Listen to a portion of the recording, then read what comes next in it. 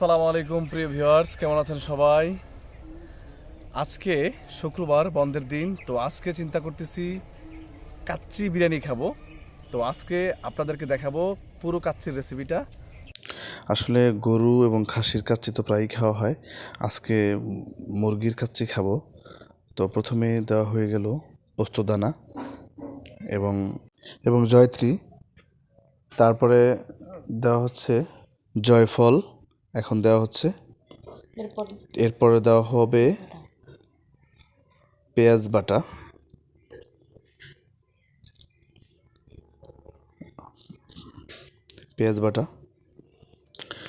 এরপরে দেওয়া হলো আদা বাটা, এখন দেওয়া হলো বাদাম বাটা। বাদাম বাটা আরেকটু বেশি দেওয়া হলো।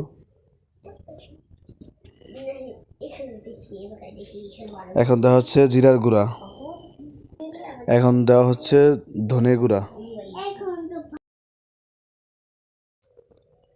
এখন দেওয়া হলো টেস্টি সল্ট মোটামুটি পরিমাণ মতো।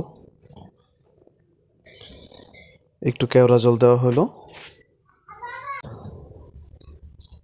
এরপরে দেওয়া হলো আমার পছন্দের একটা টক দই। তারপরে দেওয়া হলো পরিমাণ মতো লবণ। এরপরে মরিচের গুঁড়া পরিমাণ মতো। এখন দেওয়া হচ্ছে দারচিনি গুঁড়া এবং এলাচ গুঁড়া।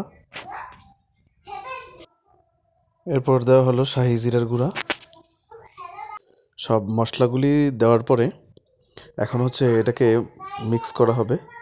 মশলাগুলি পুরোপুরি সুন্দরভাবে মুরগির গোস্তগুলির সাথে মিক্স করানো হবে।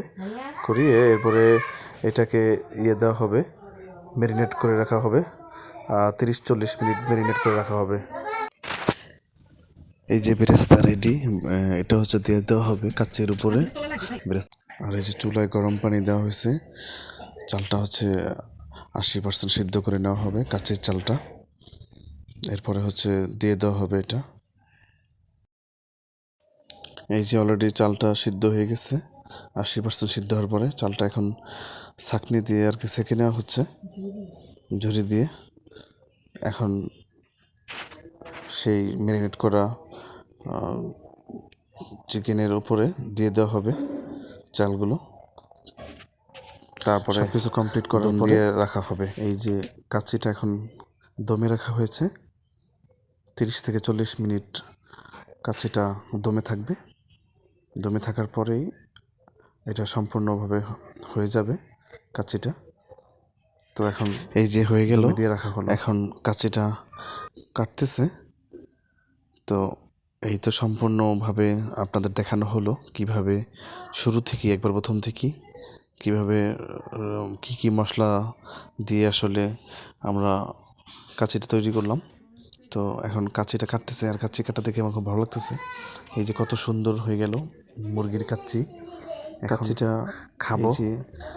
দেখতে পারতেছেন যে মোটামুটি আপনার ভালো নরম হয়েছে, অনেক সফট চালগুলি। আর অত তৈলা